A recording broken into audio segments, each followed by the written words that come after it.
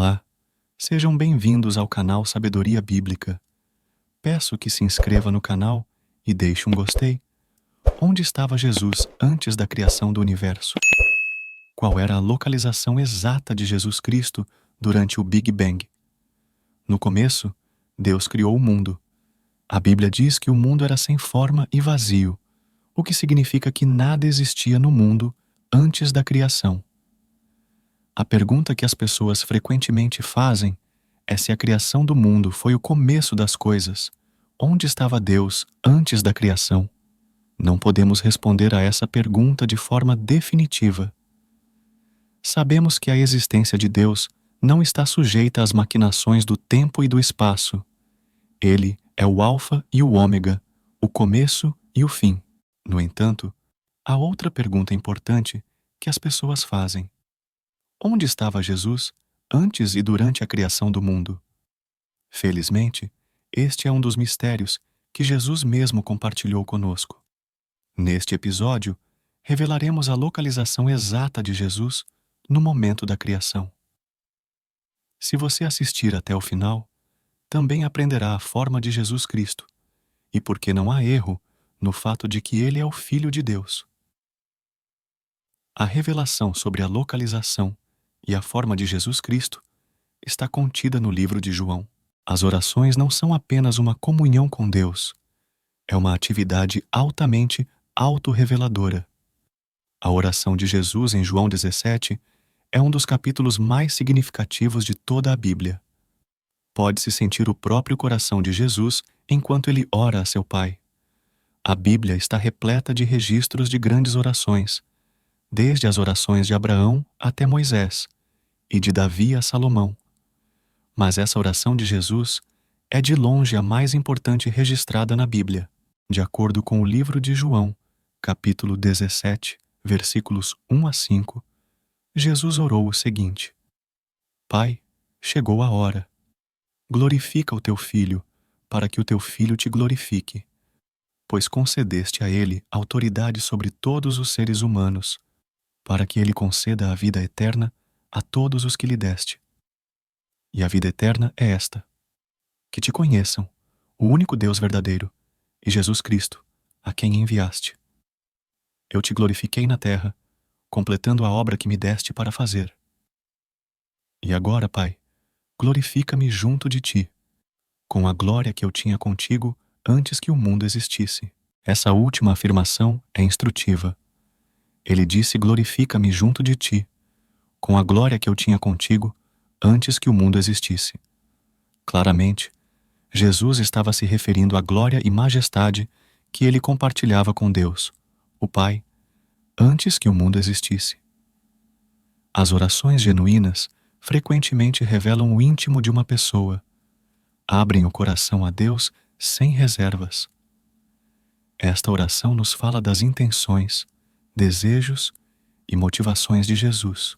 João 17 nos oferece uma oportunidade única de ver a natureza e o coração de Jesus. Nessa oração, Jesus aborda muitas ideias importantes desenvolvidas neste Evangelho, como glória, crença, o cosmos e o amor. Ele também fala sobre seu relacionamento especial com seu Pai. Os relatos em Gênesis claramente mostram que Deus estava presente antes e após a criação do universo. Em Gênesis 1, versículo 26, a Bíblia revela a pluralidade da essência divina. E disse Deus: façamos o homem à nossa imagem, conforme a nossa semelhança. Tenha ele domínio sobre os peixes do mar, sobre as aves dos céus, sobre os animais domésticos, sobre toda a terra e sobre todos os répteis que rastejam pela terra.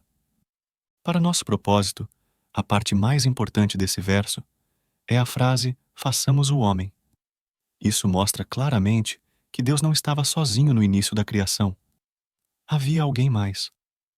Agora sabemos quem é essa pessoa. Jesus disse: glorifica-me junto de ti, com a glória que eu tinha contigo antes que o mundo existisse. Quando Jesus proferiu essas palavras, ele nos revelou que ele era a pessoa que estava com Deus no momento da criação. Essa afirmação faz muito mais sentido se considerarmos o fato de que Jesus teve que descer de sua posição de glória para assumir uma forma humana, a fim de morrer pelos pecados do mundo. Essa missão exigia sacrifícios e humildade que teriam sido impraticáveis se Jesus tivesse vindo em toda a sua forma gloriosa. Na verdade, isso não é difícil de imaginar. Essa era a expectativa dos líderes da nação israelita, e foi a razão pela qual eles rejeitaram Jesus como o Messias. Durante o tempo de Jesus, muitos judeus estavam vivendo sob a ocupação romana e ansiavam por um libertador que os libertasse da opressão estrangeira.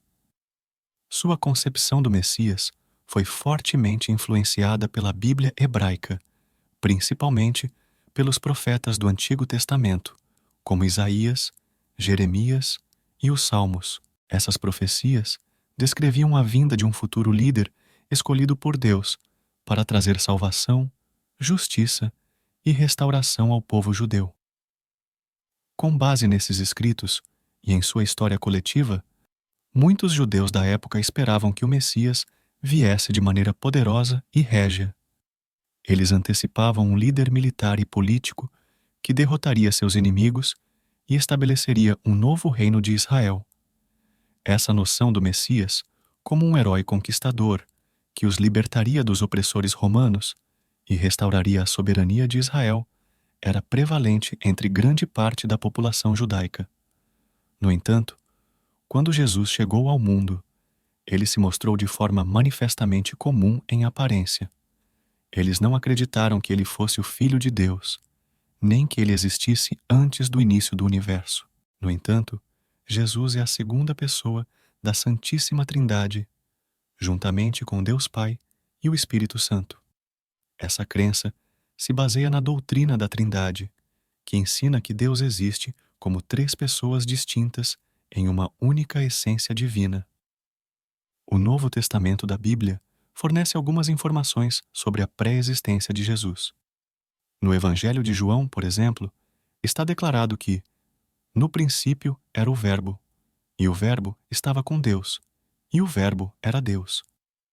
O Verbo, nesse contexto, se refere a Jesus e simboliza sua existência eterna como parte da divindade, mesmo antes da criação do mundo. Isso é mais uma prova de que Jesus existia em um estado divino e celestial com Deus Pai, antes de sua encarnação como ser humano na Terra. Jesus estava ativamente envolvido na criação e presente ao longo da história, mesmo antes de nascer como ser humano na Terra. Antes de sua manifestação terrena como ser humano, Jesus era rei, como ele ainda é. A glória de seu reino era o que ele pediu a Deus que restaurasse quando orou no capítulo 17 de João. É importante notar que Jesus não buscava vaidade por motivos egoístas. Mesmo quando pedia a restauração de sua glória, era para que ele pudesse glorificar Deus, seu Pai. A natureza e a forma de Jesus antes da criação eram exemplificadas em sua glória. Não há outra maneira de descrever isso. No livro do Apocalipse, João vê um Jesus poderoso, que não se assemelha a nenhum homem comum. Apocalipse, capítulo 1, versículos 12 a 16, diz: Voltei-me para ver quem falava comigo.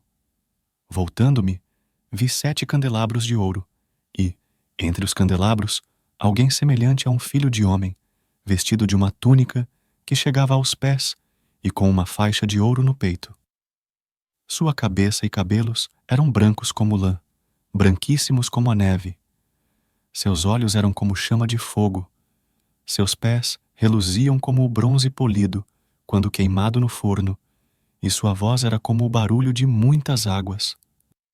Tinha em sua mão direita 7 estrelas, e da boca saía uma espada afiada de 2 gumes. Seu rosto era como o sol quando brilha em todo o seu fulgor.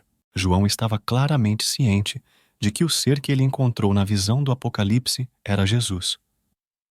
Podemos apenas imaginar o que passou pela mente de João quando ouviu a voz e viu a visão.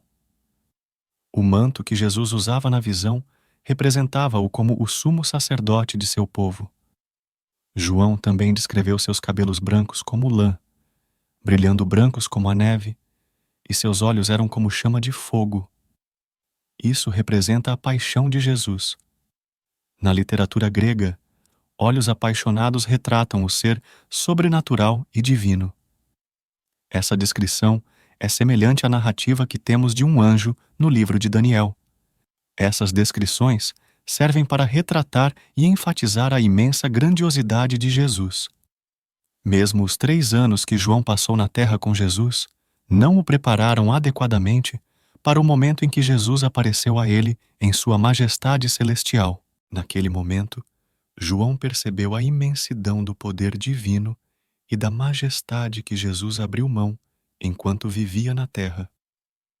O grande milagre do qual não falamos é que Jesus podia ocultar essa imensa glória e autoridade enquanto andava como ser humano na terra. A forma descrita tanto por João quanto por Daniel é a verdadeira forma de Jesus antes e depois da criação do universo. Por fim, o título deste episódio faz referência à teoria científica do Big Bang. Devido ao tempo, não conseguimos incluir a correspondência entre a história da criação em Gênesis e a teoria científica do Big Bang. Obrigado por assistir. Diga-nos o que você achou deste episódio nos comentários. Não se esqueça de se inscrever, curtir e compartilhar este vídeo. Deus o abençoe.